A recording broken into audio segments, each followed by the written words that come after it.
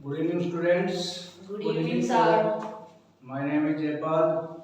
I am the director of Jayalakshmi Sanskar Coaching Center.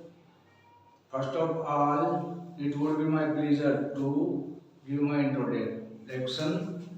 तो हम daily आपको बताते हैं कि अंग्रेजी सीखना कोई मुश्किल बात नहीं है, but for it you will have to practise again and again. Practice make man perfect. Yes, sir.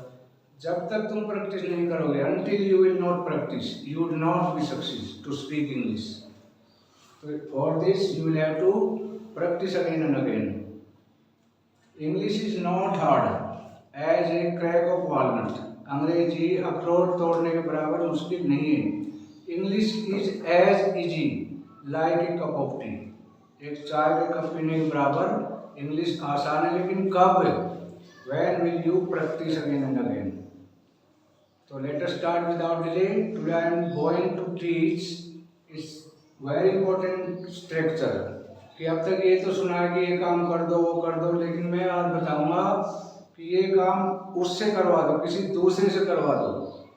तो सिंपल मेथड है. चलो शुरू करते हैं. पत्र लिखो. क्या बनाओगे? इसका स्ट्रक्चर है सीधा V1 plus object. I will teach you according to the rule. You will never forget. तो क्या हो जाएगा? पत्र लिखो. V1 लिखने की राइट लेटर. अब आ जाता है दरवाजा खोलो. तो स्ट्रक्चर के मुताबिक, रूल के मुताबिक खोलो. V1 क्या आ जाएगा? Open the door. अब मैं कहता हूँ किताब पढ़ो. तो पढ़ने की रीड द बुक. अभी इसमें द क्यों आया? Can you explain why did we put the before the noun? Yes, sir.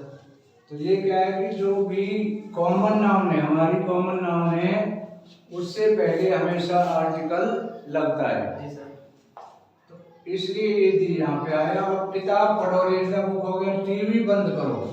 Switch off the TV. Switch Off the TV. Switch off. The TV. Double F O F नहीं, double F O double F. Switch off the TV. और मैं कहूँ कि नल बंद करो. Then what will you say? Close नहीं होता है. जो भी देखो, स्विच से जो भी बंद होता है, स्विच ऑन ऑफ, जो भी इलेक्ट्रिक सामान है स्विच से बंद होगा, उसके लिए स्विच ऑन ऑफ यूज करेंगे. और नल बंद, ये उसकी टोटी होती है, टर्न किया जाता है उसको. टर्न करोगे जो भी बंद होगी ना. तो नल बंद कर दो. नल बंद करो या कर दो. तो इसके लिए क्या कहोगे? Turn off the tap. नल को क्या कहोगे? टेप. मैं कहूँगी टीवी की आवाज तेज कर दो. Turn up the volume. Turn up the volume, वो भी घुमाने से होती है ना. जी sir. Turn up the volume of TV. तो ये थे हमारे सिंपल सेंटेंस. अभी मैं कहता हूँ कि ये है काम जो हम कर रहे हैं, ये किसी और से करवाओ. तो उसके लिए क्या आ जाएगा? सबसे पहले you have to make plus objective case OC plus V1 plus object. अब मैं कहता हूँ दीपक से कार चलवाओ. दीपक से कार चलवाओ. क्या लिखोगे? स्ट्रक्चर क्या कहता है? सबसे पहले मेक. ऑब्जेक्टिव केस क्या है इसमें? किससे चलवानी है हमने? मेक के तुरंत बाद make Deepak drive the car.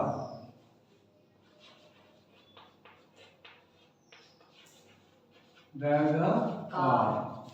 अब मैं कहता हूँ राम से अंग्रेजी बुलवाओ। Make Ram speak English. Make Ram Speak speak English. English.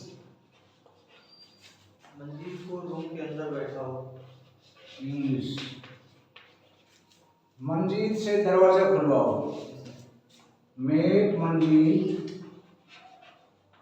Open the door. शाबाश। Make Manjeet open the door. If you will learn according to the rule, you will never forget. Try to understand the object. कभी भी रटने की कोशिश मत करो। Don't try to rote. हमेशा नियम सीखो। नियम क्या कहता है? According to नियम. If you will make the sentence according to नियम, you never make mistake in any sentence. आगे हैं? एक सेंटेंस आ गया, राम को रूम के अंदर बैठा हो, सेम ही लगेगा सर? वो अलग हो गया ना कि राम को रूम में बिठाओ, तो sit the Ram in the room.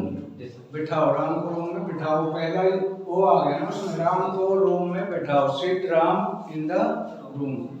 अच्छा, आज एक मैं दूसरा आपका क्लियर करता हूँ कि कंफ्यूज हो जाते हैं इन और into. Where should we use of in and where should we use of into. तो इन और इनटू में अंतर क्या है?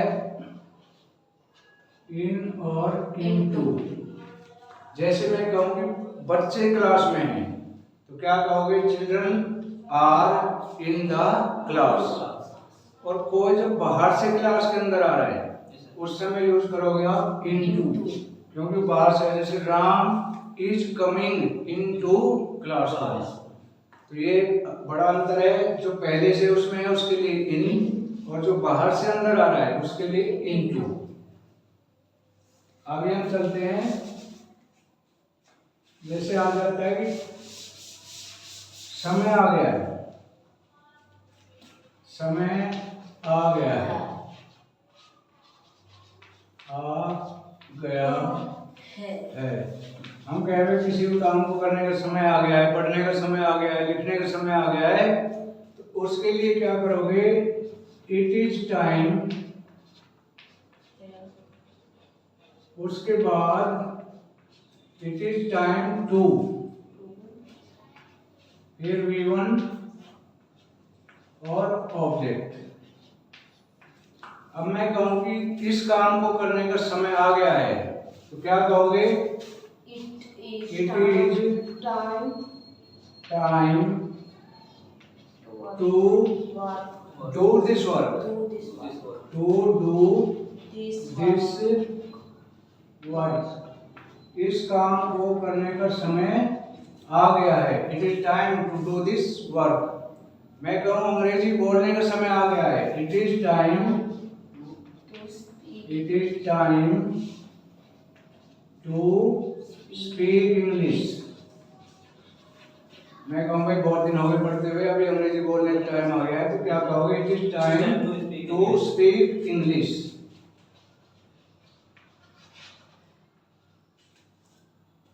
अब मैं कहूँ कि बाहर घूमने का समय आ गया है, क्या कहोगे? It is time to picnic outside. Outside. तो इसी तरह से टाइम आ गया, उसके लिए हम क्या करेंगे? स्ट्रक्चर यूज करेंगे। It is time to V1 और ऑब्जेक्ट। अभी हम लेते हैं, इससे तो करा दिया हमने, अब आते हैं नहीं पे। इन शब्दों में अगर बीच में नहीं आ जाए तो कैसे बनाओगे? When the Hindi word of मत is come into in between the sentence, then what?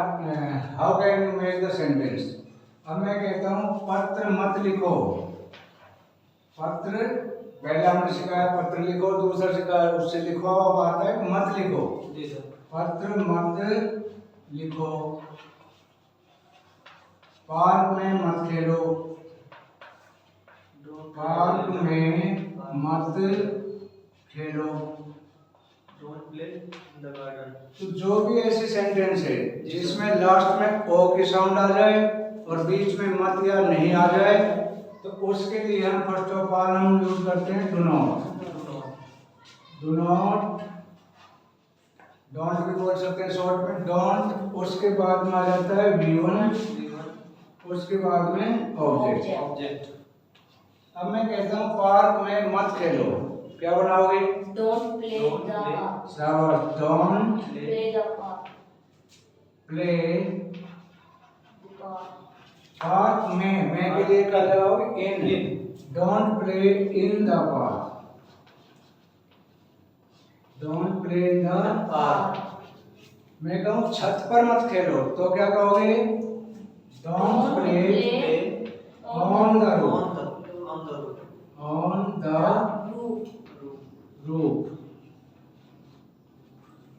अब ये हो गया मत खेलो, लेकिन मैं अब कहूँ कि राम को अंग्रेजी मत बोलने दो, ये तो आगे मत का, मैं कहूँ राम को अंग्रेजी मत बोलो, मत बुलवाओ, राम से अंग्रेजी मत बुलवाओ,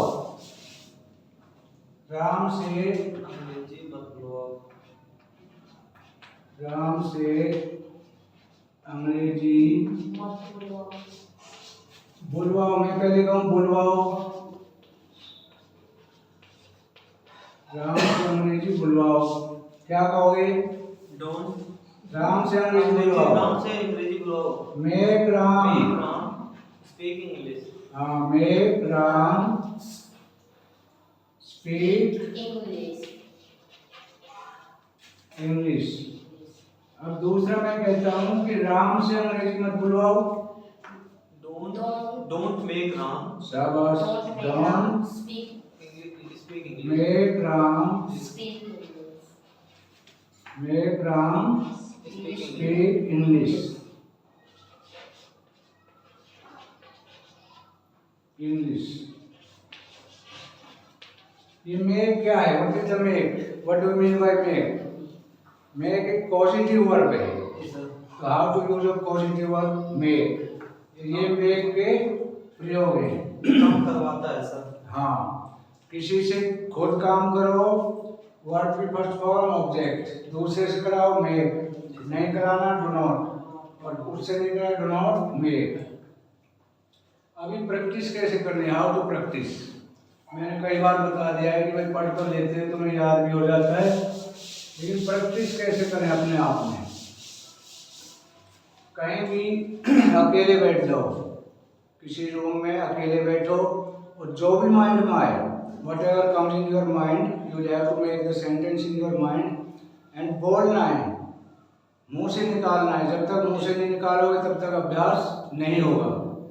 तो कैसे निकालें? किसी भी चीज़ पे ले लें, मैं पढ़ रहा हूँ, फटाफट बोलो, आई एम रीडिंग, मैं क्यों पढ़ रहा हूँ, Y Why are you reading? हाँ, तुम वहाँ क्यों जाते हो, why do you go there, तुम्हें वहाँ नहीं जाना चाहिए, you should not go there, तुम यह काम कर सकते हो, you can do this work, तुम अंग्रेजी पढ़ सकते हो, यू कैन रीड इंग्लिश, तुम्हें अंग्रेजी पढ़नी चाहिए, यू शुड रीड इंग्लिश। तुम यहाँ क्या कर रहे हो, what are you doing here, तुम यहाँ क्या कर रहे हो, what are you doing here. तुम छत पर क्यों चढ़ रहे हो, why are you climbing up on the roof. तुम बच्चे फूल तोड़ रहे हैं, the children are plucking the flower। मैं राम बाजार जा रहा था, राम was going to बाजार। जब मैं घर से निकला तो राम मुझे मिल गया, क्या कहोगे? जब मैं घर से निकला। हाँ, when I came out from home, Ram met me, Ram मुझे मिल गया।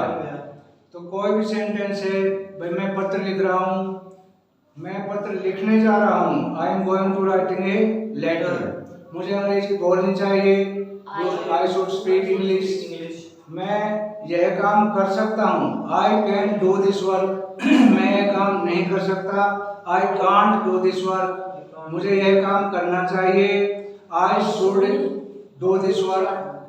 तो आप जब तक जितने वर्ड बोलोगे मुंह से उतना ही अभ्यास होगा। मैं कहूँ कोई भी जा रहा है, शेरू से पूछूं कहाँ जा रहे हो, तो मैं कहूँ शेरू से, Sheru where are you going, वो कहेगा कि मैं बाग में जा रहा हूँ, I am going into the park. मैं कहूँ कि तुम वहाँ क्या करोगे, what will you do there, तो वो कहेगा कि मैं वहाँ। ओके, आज इतना ही बहुत है। कम सीखो लेकिन अच्छा सीखो और प्रैक्टिस करो। Thank you for watching constantly. Video अच्छी लगे तो लाइक शेयर और सब्सक्राइब करना ना भूलें।